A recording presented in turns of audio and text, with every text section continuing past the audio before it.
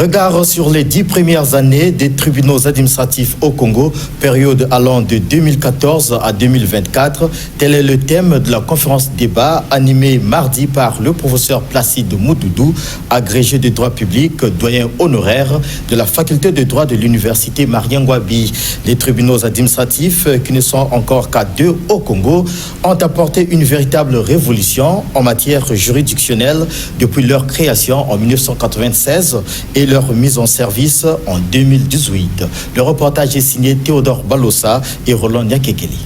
L'attitude de l'administration est constitutive d'une mauvaise foi administrative.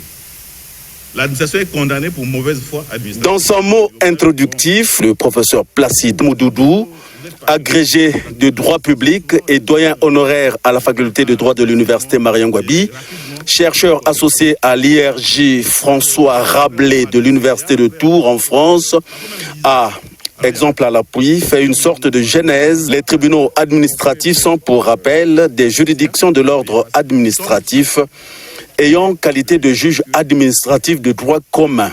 Le Congo, après avoir opté pour la rupture avec la tradition juridictionnelle de son ex-métropole, est en train timidement d'ouvrir ses passerelles d'un retour certain.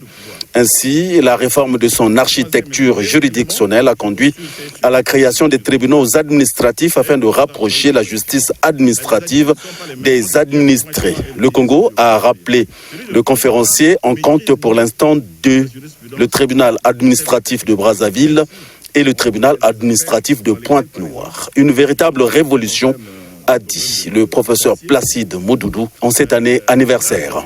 C'est une célébration des 10 ans de fonctionnement des tribunaux administratifs de Brazzaville et de Pointe-Noire. Nous nous sommes dit que pour les 10 premières années de fonctionnement de ces juridictions, il faut qu'on s'arrête, qu'on fasse le point pour regarder quelle est la qualité de la jurisprudence qui est produite et quelles sont les insuffisances et faire des suggestions à l'autorité qui décide. Je parlerai même d'une révolution juridique et judiciaire, parce que les 2 tribunaux ont donné vie à notre Constitution. Ce sont des juridictions qui n'hésitent pas à condamner l'administration sur la base de la Constitution.